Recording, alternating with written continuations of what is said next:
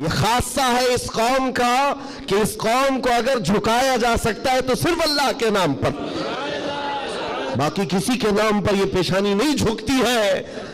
اور آپ کو پتا ہے آج کے دور کا یہ بھارت تو چھوٹا ہے، اکھنڈ بھارت جس پر اکبر بادشاہ راج کرتا تھا، جس میں افغانستان تک کی سیمائیں آتی تھی، اس دور میں ڈکٹیٹر رول ہے، کوئی الیکشن والا بادشاہ نہیں ہے۔ 40 سال تک بیٹھا ہوا بادشاہ جب نیا دین لے کر کے آیا، اور اس کا نام بھی اکبر تھا، نمازیں بھی اس نے اس طرح بنائی کہ بادشاہ کے نام پر رکوع ہوگا، سجدہ ہوگا۔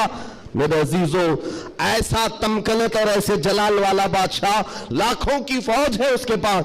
بڑے بڑے راجے مہاراجے آنکھ نہیں ملا سکتے تھے، لیکن جب اس نے یہ کہا کہ عبادت میں بادشاہ کے نام پر جھکنا ہوگا،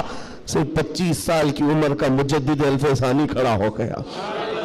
کہا نہیں یہ پیشانی جھکے گی تو صرف اللہ کے۔ ایک صحابی ہے حضرت نعمان، ایک بادشاہ کے ہاں گئے تھے ایمبیسیڈر بن کر کے، ترجمان حضور کے قاصد بن کر گئے تھے، بہت دور ملک تھا، میرے آقا مدینے میں ہے، لیکن جانتے ہو اس بادشاہ نے آپ کے آنے کے لیے ریشم کا قالین بچھایا، سونے کی کرسی لگائی، لیکن وہ صحابی رسول جیسی آئے اپنی تلوار سے انہوں نے ریشم کے قالین کو پھاڑ دیا، زمین پر چلنے لگے، اور کرسی جب سونے کی کلائی کی ہوئی کرسی بچھائی گئی ان کے لیے، بادشاہ نے بہت عزت دیا کہ محمد عربی کا قاصد آیا ہے، سفیر آیا ہے، لیکن انہوں نے کرسی کو بھی ٹھکرا دیا، کہا مجھے دوسری کرسی لاؤ۔ کیوں؟ صرف اس لیے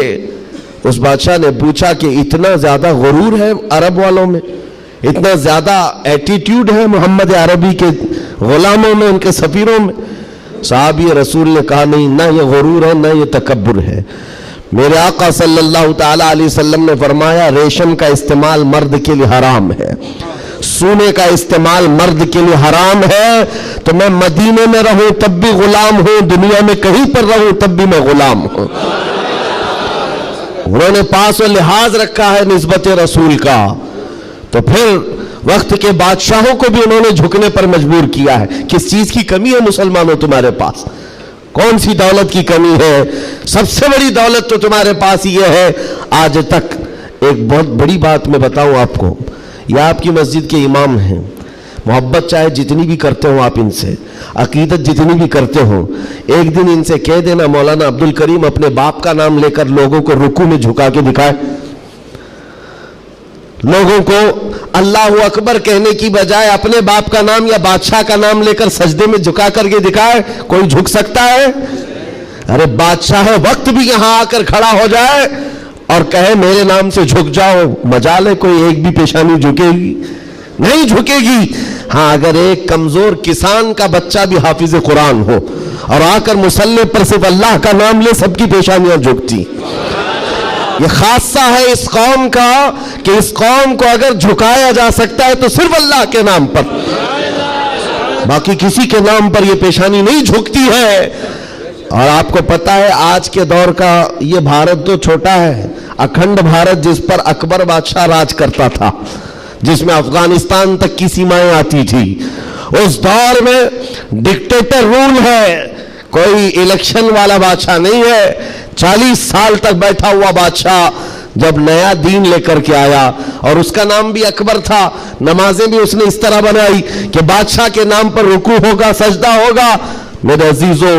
ایسا تمکنت اور ایسے جلال والا بادشاہ، لاکھوں کی فوج ہے اس کے پاس، بڑے بڑے راجے مہاراجے آنکھ نہیں ملا سکتے تھے، لیکن جب اس نے یہ کہا کہ عبادت میں بادشاہ کے نام پر جھکنا ہوگا، صرف 25 سال کی عمر کا مجدد الفسانی کھڑا ہو گیا، کہا نہیں یہ پیشانی جھکے گی تو صرف اللہ کے نام پر۔ حد ہو گئی میرے عزیزو، بادشاہ وقت جس کے پاس سارا جبر طاقت ہے نہیں جھکا سکا، اور جھکانے کے لیے اس نے ایک بار کیا کیا، دربار میں اتنا چھوٹا سا دروازہ بنایا کہ آنے والا جھک کر کے ہی آئے، جو بھی دربار میں آئے وہ جھک کر، سیدھا آ نہیں سکتا تھا، اتنی چوکھٹ چھوٹی بنا دی۔ مجدد صاحب رحمت اللہ تعالیٰ علیہ کو بلایا گیا تھا دربار میں کہ یوں تو یہ جھکتا نہیں، لیکن دربار میں آنا ہے تو کیسے آئے گا؟ جب وہ قریب پہنچے دیکھا کہ اتنی چھوٹی چوکھٹ بنی ہوئی ہے اور یہاں جانے کے لیے رکوع کی حالت میں جانا پڑتا ہے، وہ اللہ رب العزت کا ایسا بندہ، رسول پاک کا سپاہی، اپنے دین کا محافظ، دیکھتا ہے جانا ہے ٹھیک ہے جائیں گے، لیکن جس وقت داخل ہونا تھا وہ نہ جھکے، نہ ہی رکوع کیا، نہ ہی پیشانی جھکائی، پہلے پیر اندر ڈال دیا، پیر اندر ڈال دیا۔ جیسے سامنے لوگوں نے دیکھا کہ لوگ پیشانی پہلے اندر ڈال کر کے آتے تھے، اور یہ عالم دین ہے کہ پیر اندر ڈال کر کے آ رہا ہے۔ یہاں جیسی آئے تو لوگوں نے یہ اعلان کیا کہ بادشاہ کی بڑی توہین ہوئی، بادشاہ کی بڑی توہین ہوئی، پاؤں دکھا کر کے آ رہا ہے یہ مولوی، قدم دکھا کر کے آ رہا ہے۔ آپ نے کہا بادشاہ کی توہین میں نے نہیں کی، بادشاہ نے خود اپنی توہین کروائی ہے۔